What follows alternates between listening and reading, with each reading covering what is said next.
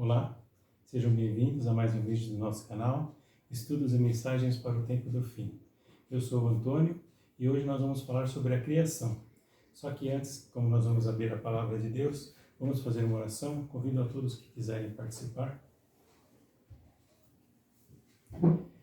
Senhor Deus e Pai, gratos te somos pelo teu amor, pela tua graça e pela tua misericórdia. Venha ser comigo nessa hora e com cada um que estiver assistindo. Que o Senhor prepare os corações que possam compreender a sua palavra. Para isso eu te peço o seu Santo Espírito, aquele mesmo que capacitou a cada um que escrevesse, que nos dê agora, nessa hora, a compreensão. Pedimos essas bênçãos com perdão de nossos pecados, em nome de Jesus. Amém.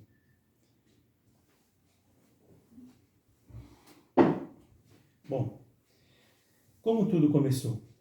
Como surgiu o mundo? Este mundo foi criado? De onde viemos e para onde vamos? São perguntas, no mínimo, interessantes, as quais eu pretendo, humildemente, com a ajuda do Espírito do Senhor, responder à luz da Bíblia, me utilizando exclusivamente da palavra. Mas antes eu preciso dizer algo, que vou deixar aqui escrito e registrado. Eu não falo em nome e nem represento nenhuma denominação. Respeito e considero a todas, e desejo falar para irmãos e irmãs de todas elas. Respeito a liberdade de consciência de cada um, a qual inclusive é garantida pela Constituição de muitos países, e respeito também o livre-arbítrio concedido a cada um pelo próprio Criador. Digo isso porque não é a minha intenção defender uma posição ou doutrinas específicas. Meu objetivo, sim, será sempre o de mostrar o que está escrito na palavra, incentivando assim que todos leiam e busquem entender, mesmo porque não existe a necessidade de nenhum tipo de interpretação por parte de alguém capacitado para tal. Pois o Senhor providenciou em todo o tempo que esta carta de amor, que é a Bíblia, desde a capacitação de cada um dos que a escreveram, inspirados pelo Espírito de Deus, que esses escritos fossem preservados em sua essência no decorrer de todos os tempos, e estivesse à disposição de cada um de seus filhos e filhas até o dia de hoje. Pois eu creio que o mesmo Espírito que capacitou a cada um dos que a escreveram, pode também capacitar a qualquer um que de coração aberto busque entender os planos de amor e salvação que o Senhor deseja para cada um de nós. Assim seja. Eu vou dizer aqui o porquê disso. Nós vivemos no chamado pós-modernismo, onde a própria verdade é relativa, ou seja, o que é verdade para mim pode não ser para os outros. Onde passou a existir o politicamente correto, onde não pode haver discordância de pensamentos, os quais parecem ter sido padronizados por alguns, chamados iluminados, que oferecem uma solução simplista. Mas, para eu expor a palavra de Deus, não tenho como eu estar em sintonia com os pensamentos pós-modernos, porque precisamos entender que o Senhor nos oferece uma verdade absoluta, que é o que eu vou mostrar hoje.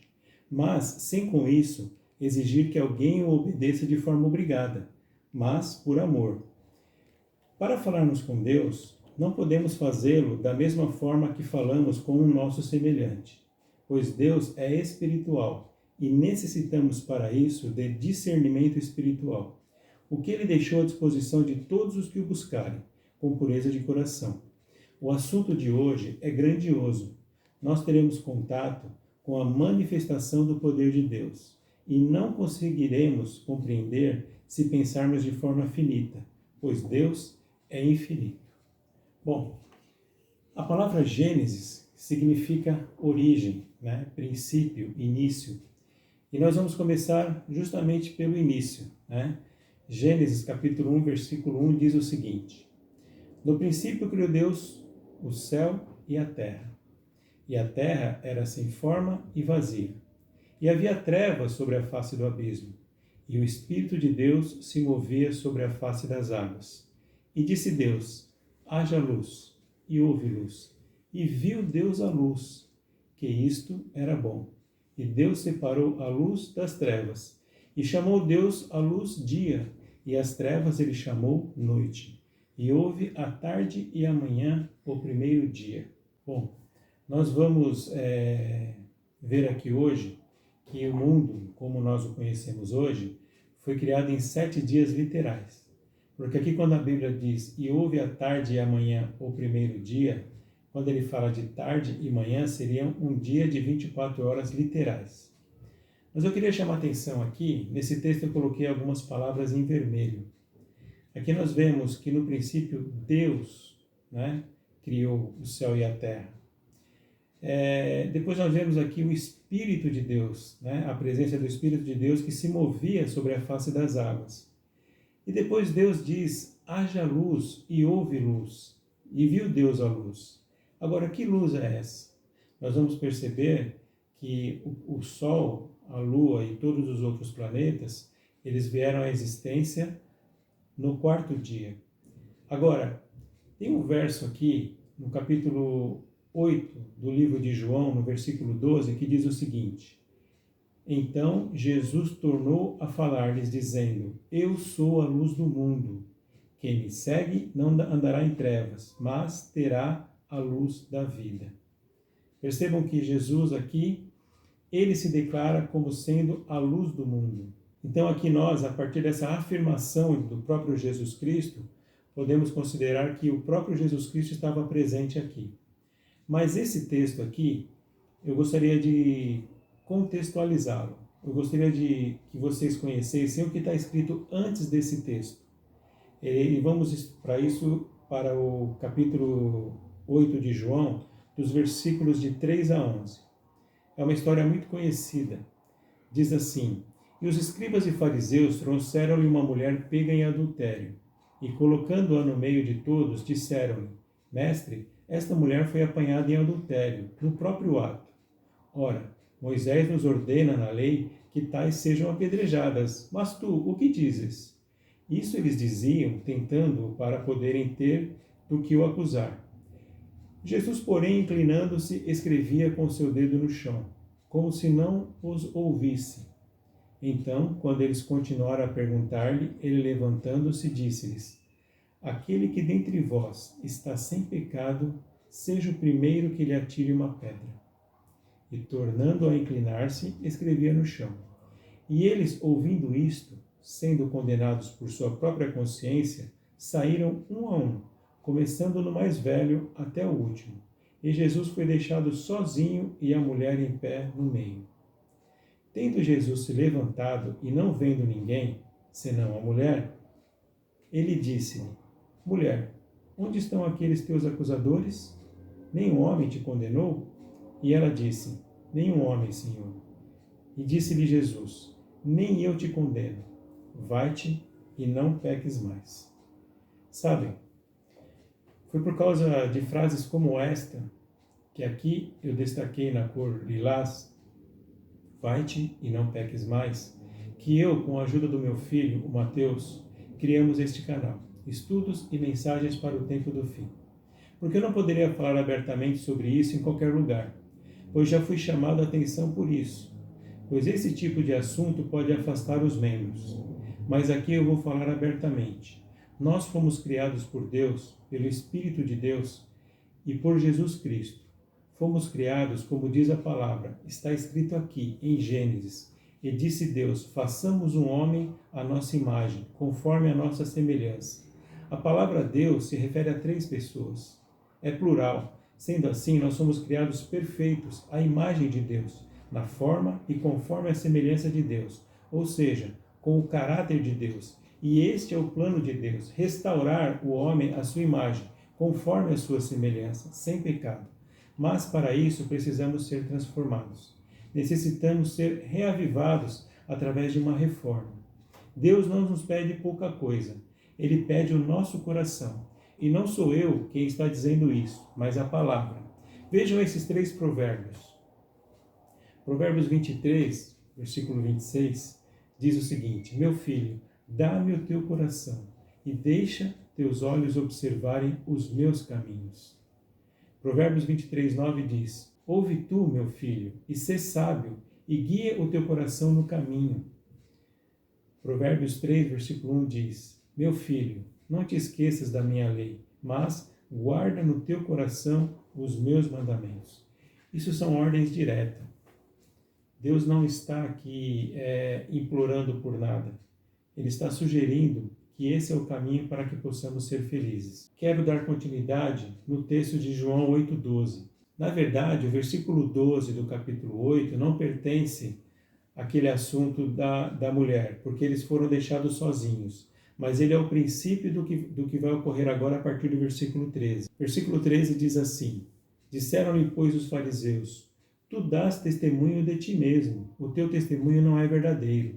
Jesus respondeu e disse-lhes: Embora eu dê testemunho de mim mesmo, o meu testemunho é verdadeiro, porque eu sei de onde vim e para onde eu vou. Mas vós não podeis dizer de onde vim, nem para onde eu vou. Vós julgais segundo a carne. Eu a nenhum homem julgo. E mesmo que eu julgue, o meu juízo é verdadeiro, porque não sou eu só, mas eu e o Pai que me enviou. Isso também está escrito na vossa lei, que o testemunho de 2 homens é verdadeiro. Sou eu que dou testemunho de mim mesmo, e o Pai que me enviou dá testemunho de mim. Então lhe disseram: Onde está teu Pai? Respondeu Jesus: Vós não me conheceis a mim, nem a meu Pai. Se vós me conhecesseis, também conheceríeis a meu Pai. Essas palavras proferiu Jesus na tesouraria, enquanto ensinava no templo, e nenhum homem lhe pôs as mãos, porque ainda não era chegada a sua hora. Ou seja, quando Jesus esteve nesse mundo, os seus não o reconheceram. Eu queria partilhar com vocês o que está escrito aqui no livro de João, a partir do capítulo 1, versículo 1. Onde também fala sobre Jesus Cristo como Criador. Este texto afirma que Jesus Cristo é o Criador. Vamos acompanhar aqui a partir do versículo 1. No princípio era a palavra. Em muitas traduções vai estar escrito que era o verbo. A palavra estava com Deus e a palavra era Deus. Ou seja, o fato de estar escrito aqui, a palavra era Deus, ela está dizendo, afirmando, não eu, mas a palavra de Deus está afirmando que Jesus Cristo é Deus. Ele estava no princípio com Deus. Prestem atenção, todas as coisas foram feitas por ele, e sem ele, nada do que foi feito se fez. Nele estava a vida, e a vida era a luz dos homens. E a luz brilha nas trevas, e as trevas não o compreenderam. Muitas pessoas não entendem a Deus porque estão na escuridão, estão em trevas. Jesus é luz. Nós precisamos ir ao encontro dele. Houve um homem enviado por Deus, cujo nome era João. Que João é esse? Não é o João evangelista que está escrevendo o livro, mas trata de João Batista. Este veio como testemunha, versículo 7, para dar testemunho da luz. Quem é a luz? O próprio Jesus Cristo, para que todos os homens através dele pudessem crer. Ele não era aquela luz, mas foi enviado para dar testemunho da luz. Aquele era a verdadeira luz, que ilumina a todo homem que vem ao mundo. Ele estava no mundo, e o mundo foi feito por ele, e o mundo não o conheceu. Percebam que eles diziam que Jesus afirmou que eles não o conheciam, não conheciam o Pai nem conheciam a ele. Né? Por quê? Porque o mundo estava em trevas. Versículo 11. Ele veio para os seus, e os seus não o receberam. Mas a todos quantos o receberam, a eles deu o poder de se tornarem os filhos de Deus, aqueles que creem em seu nome, os quais não nasceram do sangue, nem da vontade da carne, nem da vontade do homem, mas de Deus. E a palavra foi feita carne, ou seja, Cristo se dispôs a vir a esse mundo e se tornar carne como nós, né?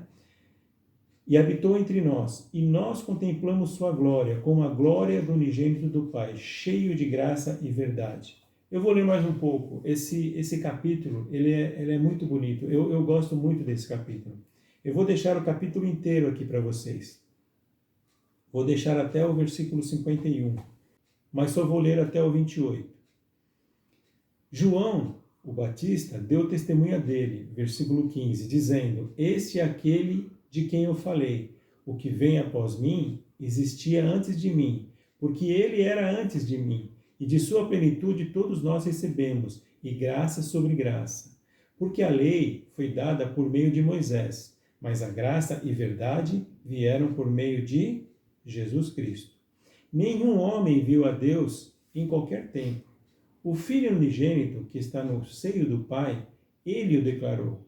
E este é o testemunho de João, o Batista, quando os judeus enviaram sacerdotes e levitas de Jerusalém para lhe perguntarem: quem és tu? E ele confessou, e não negou, mas confessou: eu não sou o Cristo. E eles lhe perguntaram: então quem és? És tu Elias? E ele disse: eu não sou. És tu um profeta? E ele respondeu: não. Então eles disseram-lhe: quem és tu, para que possamos dar respostas àqueles que nos enviaram? O que dizes tu de ti mesmo? Ele disse: eu sou a voz que clama no deserto. Endireitai o caminho do Senhor, como disse o profeta Isaías. E os que foram enviados eram dos fariseus. E eles perguntaram-lhe, dizendo: por que então tu batizas, se não és o Cristo, nem Elias, nem o profeta? João lhes respondeu, dizendo: eu batizo com água, mas está um entre vós, a quem vós não conheceis. Este é aquele que vem após mim, que é antes de mim, cujos calçados eu não sou digno de desatar as correias. Essas são coisas que aconteceram em Betábara. Na Bíblia de vocês possivelmente vai estar escrito Betânia, até além do Jordão, onde João batizava. Eu, no último vídeo, motivei vocês a estudarem a Bíblia, começando do livro de João. Eu não sei quantos começaram a ler, mas os que leram tiveram contato com esses textos, né? Eu gostaria de ler tudo, o tempo infelizmente não nos permite. Mas vamos dar continuidade agora com os textos de Gênesis na criação.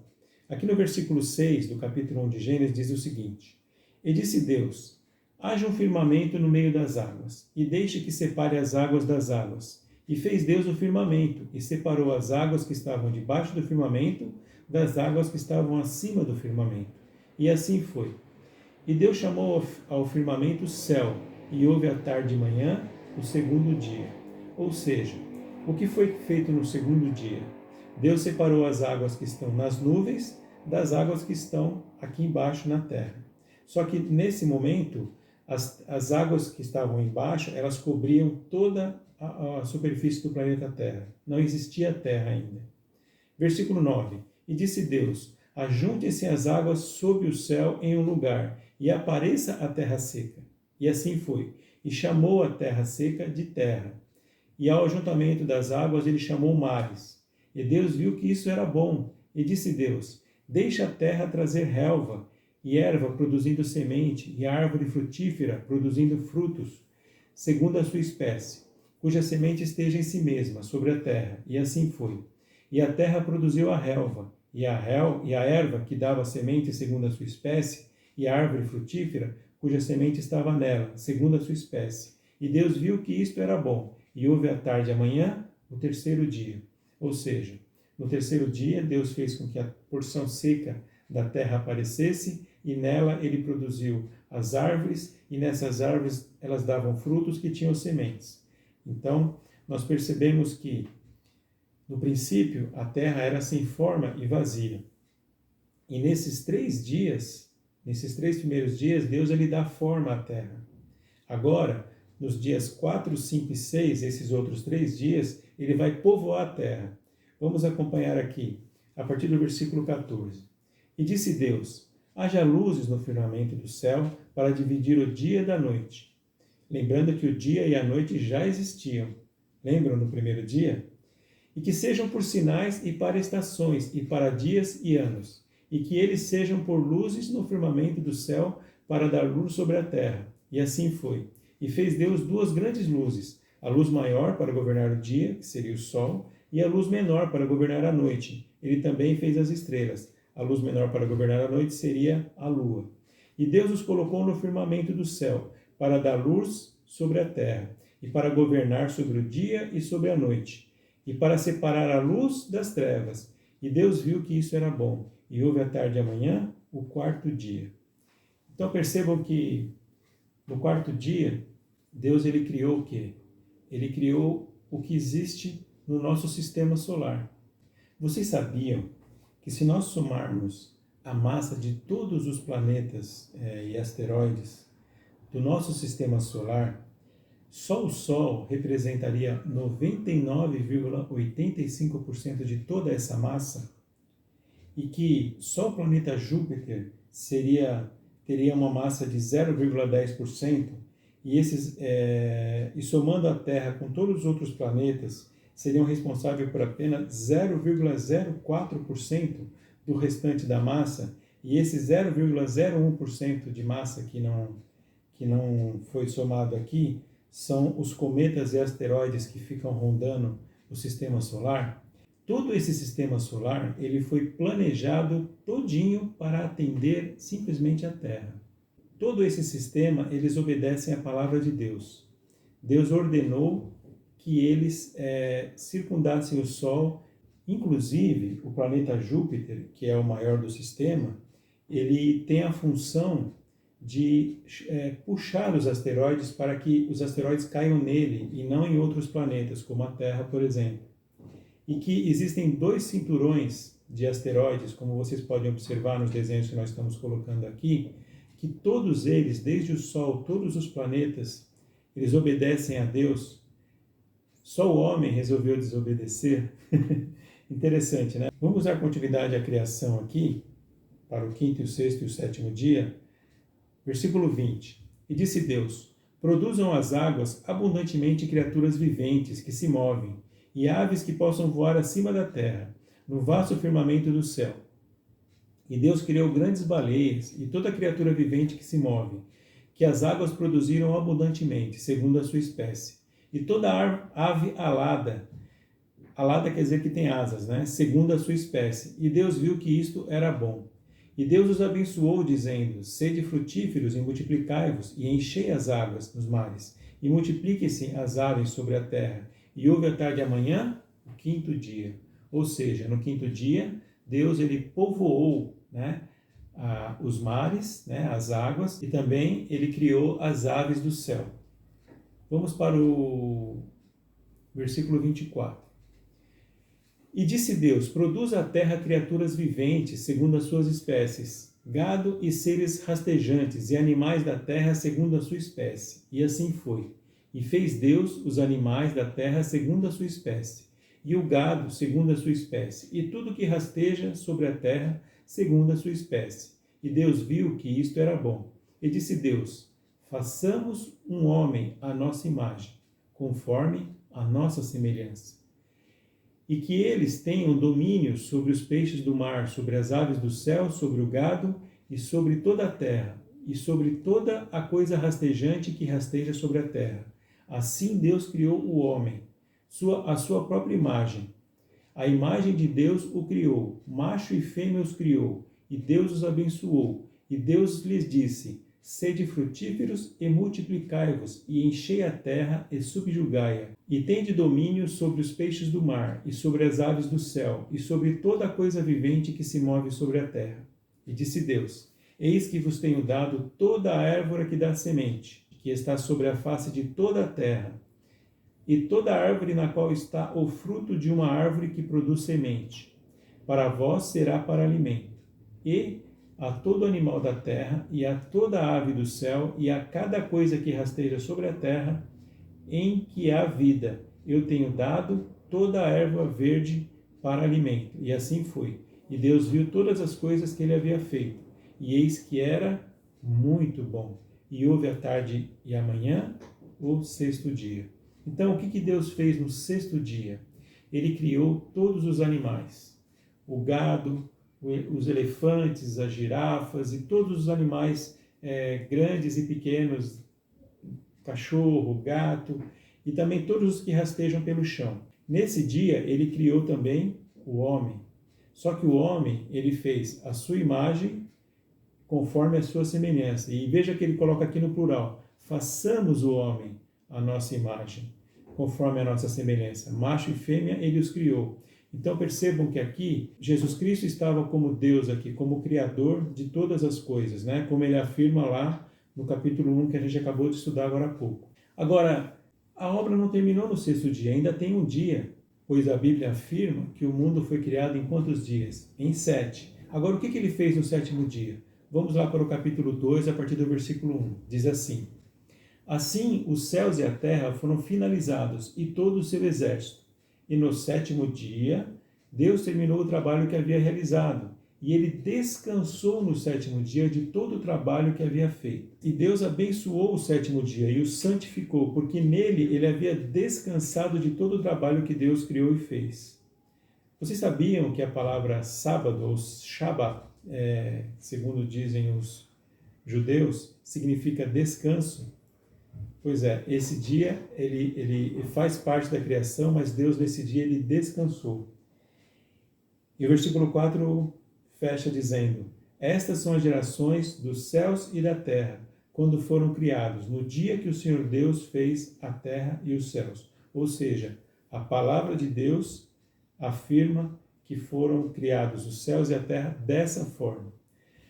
Agora vamos buscar uma visão científica do universo. Vocês sabiam que o nosso planeta, a Terra, está a uma distância de cerca de 150 milhões de quilômetros do Sol e dá uma volta em torno dele a cada ano, percorrendo uma distância de cerca de 500 milhões de quilômetros pelo espaço?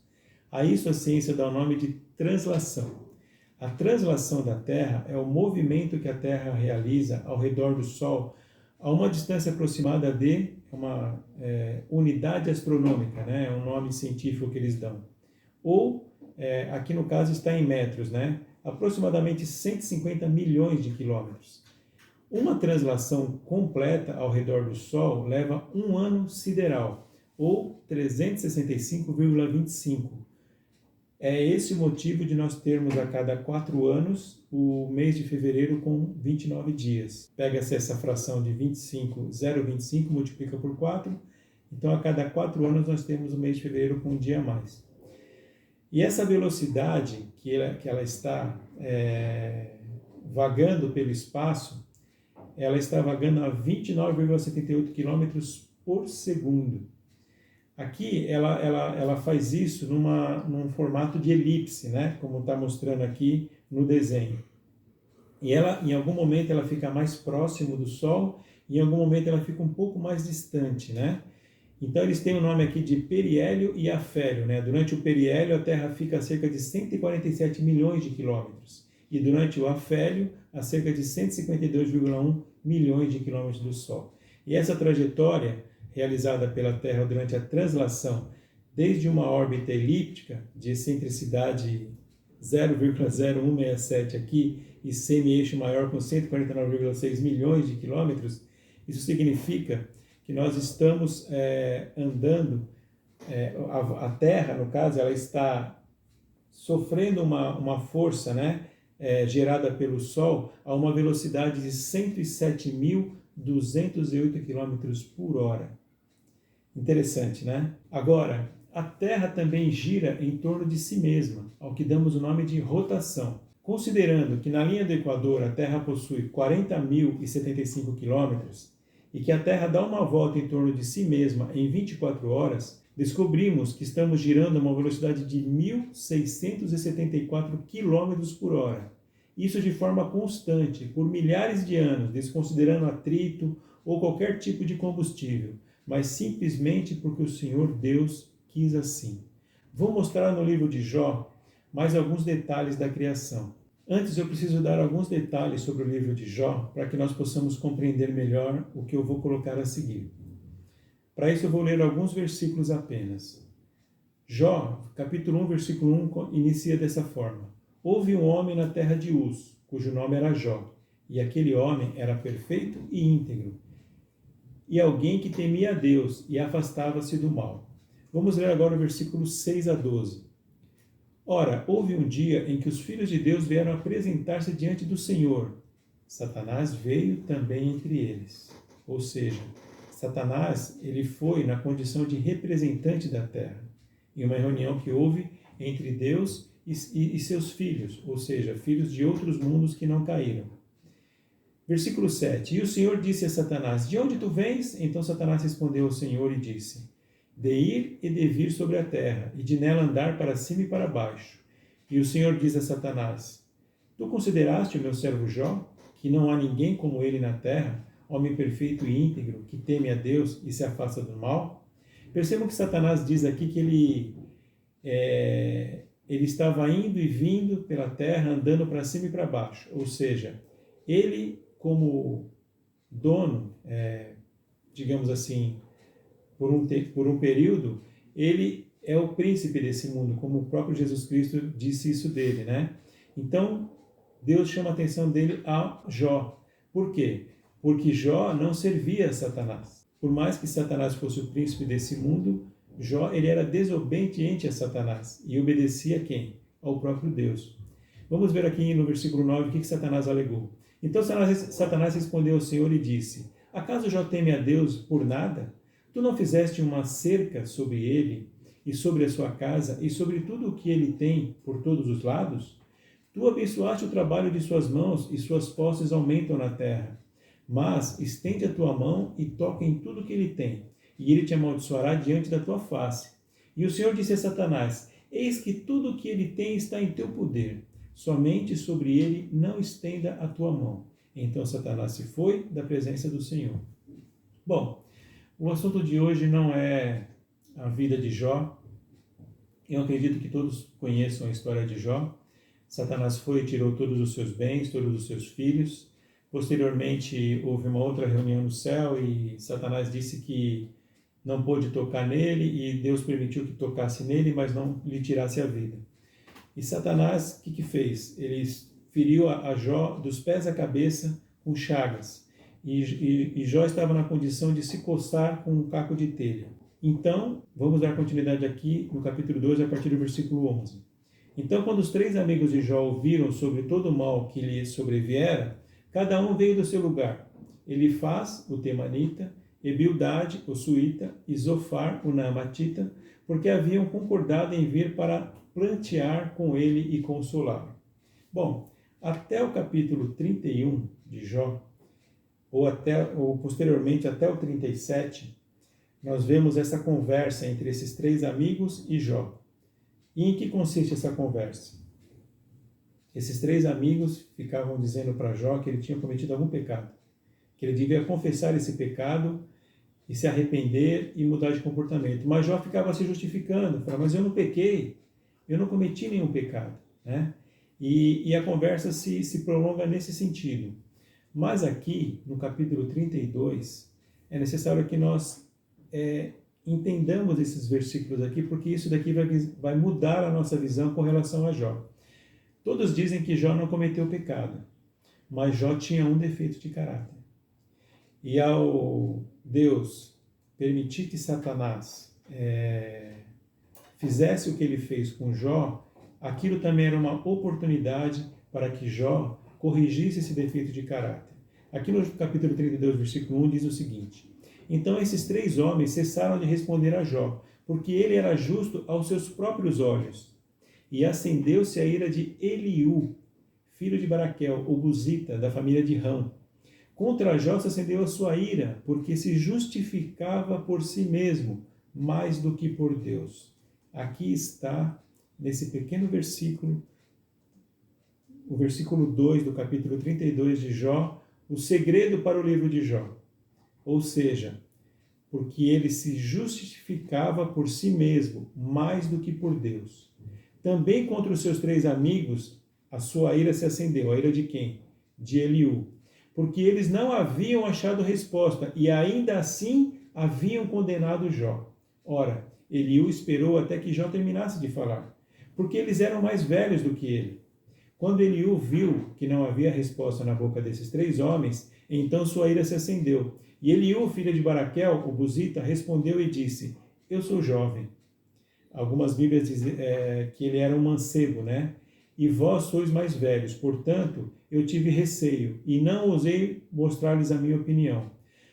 Mas vocês vão perceber que no final do livro de Jó, Deus pede para que Jó ofereça sacrifício para esses 3 amigos. Mas ele não pede que ofereça sacrifícios para Eliú. Então Eliú tinha razão no que ele estava dizendo. E o próprio Deus repreende a Jó falando sobre a criação. E é sobre isso que eu queria colocar para vocês aqui, nessa oportunidade que nós estamos tendo hoje de falar sobre a criação. Vamos para o capítulo 38 de Jó. Eu vou ler e comentar o capítulo 38 inteiro. Esse vídeo vai ficar um pouco longo hoje, mas vocês podem dar continuidade no primeiro capítulo de João, podem ler o livro de Jó de 38 até 42, mas hoje eu vou ler esse capítulo 38 e vou dar detalhes aqui sobre a criação que está nesse capítulo. Então o Senhor respondeu a Jó através do redemoinho de vento. Lembram que para Moisés ele apareceu através de uma sarça ardente? Pois é, aqui para Jó ele aparece através de um redemoinho de vento. Aqui no versículo 2. Quem é este que escurece o conselho com palavras sem conhecimento? No versículo 3 ele diz para Jó: cinge agora os teus lombos como um homem, porque eu exigirei de ti e tu me responderás. Ou seja, cingir quer dizer vestir-se. Jó, nesse momento, ele estava sem roupa. Não sei se era um hábito, um costume daquela época, de qualquer forma, ele precisou se vestir aqui. Versículo 4. Onde estava tu quando eu fundava a terra? Declara-o se tens entendimento. Quem lhe pôs as medidas, se é que o sabes, ou quem estendeu a linha sobre ela? Sobre o que estão presos os seus fundamentos? Interessante, né? A terra ela está girando em torno do Sol, mas ela não está apoiada em nada, ela está vagando no espaço, né? Ela sofre uma força, né? Essa translação, o Sol exerce essa força sobre ela e faz com que ela gire em torno dele, mas, assim, isso não tem explicação. A ciência sabe que é assim, mas não sabe o porquê é assim. Eu, particularmente, entendo que Deus ordenou que fosse dessa forma. Continuando, ou quem assentou a sua pedra de esquina? Versículo 7. Quando as estrelas da manhã cantavam juntas e todos os filhos de Deus gritavam de alegria. Agora, esse versículo aqui é interessante. Quando as estrelas da manhã cantavam juntas e todos os filhos de Deus gritavam de alegria. Agora, que estrelas eram essas que estavam cantando? Vocês sabem quais são? Eu vou dizer para vocês. Eram os anjos. Imagine se você estivesse diante de Deus quando Ele estava criando esse universo. Quando Ele dizia, haja alguma coisa, e essa coisa vinha à existência. Então ele diz aqui que todos os filhos de Deus gritavam de alegria. Em algumas traduções está escrito cantavam jubilosos, ou seja, o júbilo é uma alegria muito grande, né? Versículo 8. Ou quem encerrou o mar com portas quando este rompeu, como se tivesse saído do útero? Versículo 9.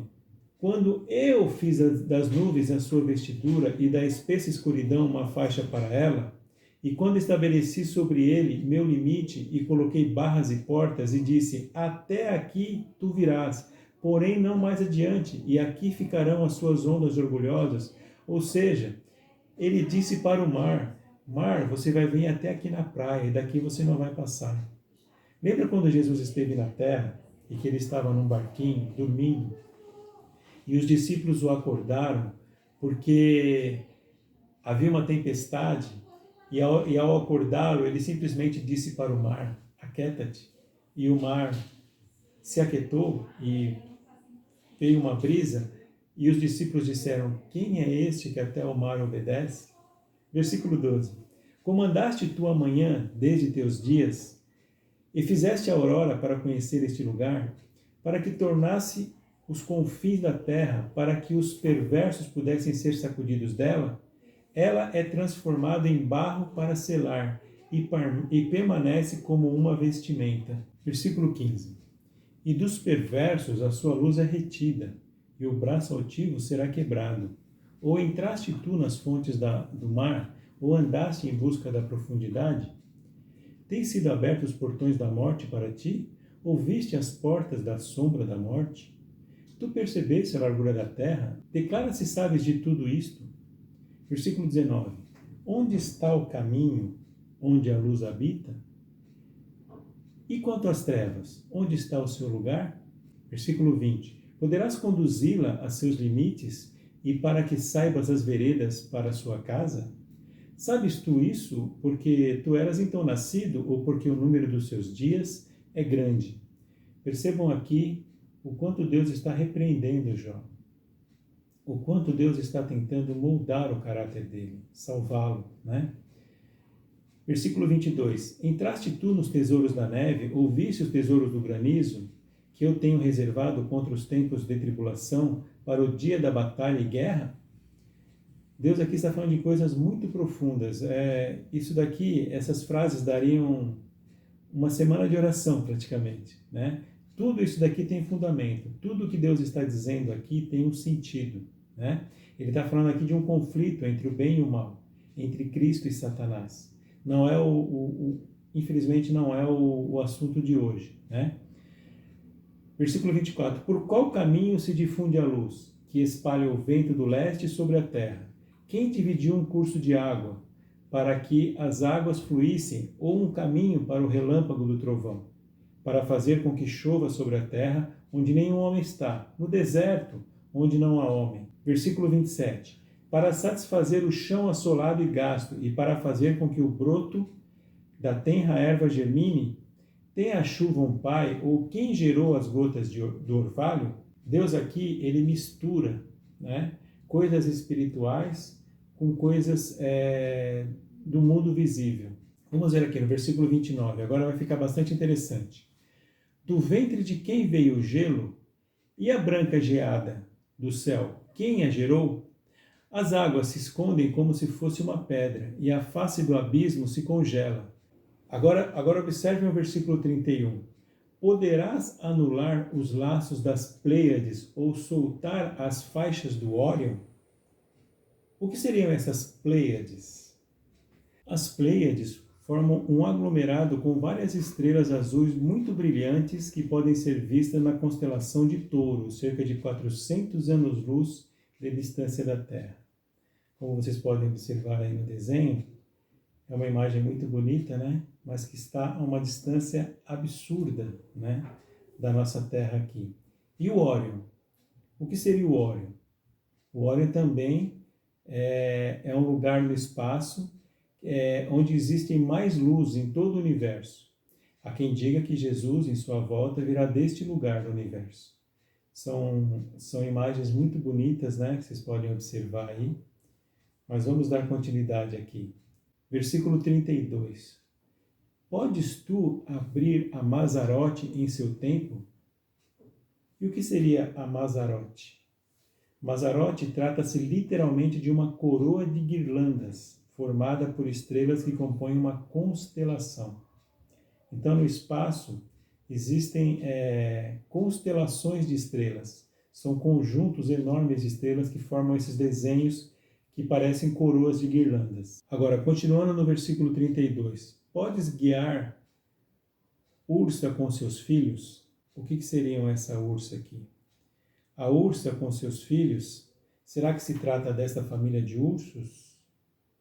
Ou dessa, talvez? Acho que não, né? A ursa trata-se de uma constelação ou um conjunto de estrelas que formam desenhos de uma ursa com seus filhotes. Então, isso vem de culturas do passado, né? Fazer uma ligação entre as estrelas formando desenhos. Existem aí algumas constelações em que as pessoas formam vários tipos de desenhos, né? E esse é um dos exemplos, né? No caso da ursa, né? Existe a ursa maior e a ursa menor. Dando continuidade agora, versículo 34. Tu podes levantar a tua voz até as nuvens, para que a abundância das águas possam te cobrir? Ou seja, tal como Jesus Cristo fez, né? Ele deu ordem à natureza e a natureza o obedeceu. Ele está perguntando para Jó se ele tinha, né?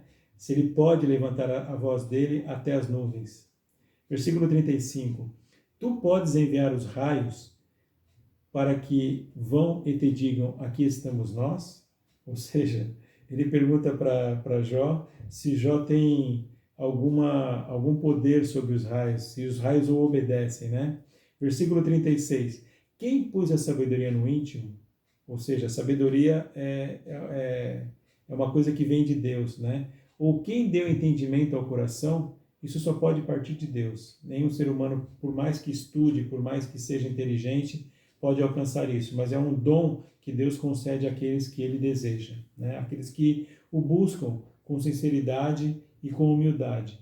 Versículo 37. Quem pode enumerar as nuvens com sabedoria, Ou quem pode esvaziar os odres do céu? Quando o pó se funde em uma massa e os torrões se unem rapidamente? Agora aqui vai ficar mais interessante ainda. Versículo 39. Caçarás tu a presa para o leão? Ou saciarás o apetite dos jovens leões? Quando eles se aninharem em seus covis e ficam nas covas à espreita? Versículo 41. Quem provê para os corvos o seu alimento? Quando os seus filhotes chamam a Deus e vagueiam por falta de alimento? Percebam que Deus, ele, no mesmo instante que ele está falando sobre coisas grandiosas, né? Falando sobre coisas enormes, estrelas, planetas no espaço, ele fala sobre coisas como alimentar os leões e os corvos aqui na Terra. Ele tem sob o seu comando o universo. O universo obedece. Agora, antes de terminarmos, eu gostaria de refletir um pouco com vocês. Já pararam para pensar em quem é Deus? Tentem imaginar o tamanho do universo. Não dá, né? É muito grande. Não cabe na nossa imaginação.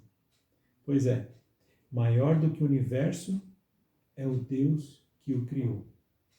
E esse mesmo Deus que criou todas as coisas e nos criou à sua imagem, conforme a sua semelhança, sempre nos amou. E ainda nos ama.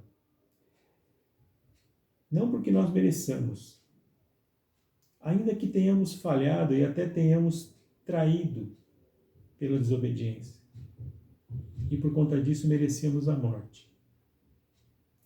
Mas Ele escolheu morrer em nosso lugar, para que pudéssemos ter uma nova chance, uma nova oportunidade. E Ele está à nossa disposição hoje, neste instante. Ele não só criou todas as coisas, mas Ele também cuida de todas as coisas o tempo todo. Ele cuida do universo inteiro, cuida também de saciar o apetite dos leões e suas crias, e também provê para os corvos e os seus filhotes o alimento. Este Deus é tão poderoso que criou todas as coisas através da palavra, ou verbo. Ele conhece a todos os seus filhos e filhas que nasceram neste mundo, os que já se foram e todos os que estão vivos também. Sabe quantos fios de cabelo existem na cabeça de cada um. Conhece a cada um desde o ventre de cada mãe. E está à nossa disposição para nos ouvir. Basta chamá-lo através de uma oração. Vamos finalizar com um pedido? Senhor, Tu és digno de toda a honra, toda a glória e todo louvor. Por favor, nos perdoa. Somos falhos e indignos, mas sabemos que o Senhor nos ama. Nos concede entendimento e também o Teu Espírito, Pai. Nos transforma, nos capacita e nos usa na Tua obra. Pedimos agradecidos. No nome de Jesus. Amém. Bom, esse foi o nosso comentário de hoje sobre a criação. No próximo vídeo, Mateus estará falando sobre o 3º capítulo de Daniel. E no próximo vídeo que eu estiver fazendo também, nós vamos falar sobre o pecado. Espero que vocês tenham gostado. Se vocês puderem nos ajudar divulgando o nosso canal, nós ficaremos agradecidos. Nós não estamos fazendo isso por nenhum motivo outro que não seja honrar a Deus. Eu sou uma pessoa muito grata a Deus, porque Ele sempre cuidou de mim. E eu sinto isso na minha vida. E esse é o meu motivo, é a minha forma de agradecer. Eu, durante cerca de 30 anos, eu estudei a Bíblia, eu sempre gostei de ler. E o que eu faço com tudo isso agora? Eu quero dividir com quem eu puder. Então, se você gostou, nos ajude a divulgar. E tenham uma ótima semana, um ótimo mês, um ótimo ano e o resto da vida na presença do Senhor. Em nome de Jesus. Amém.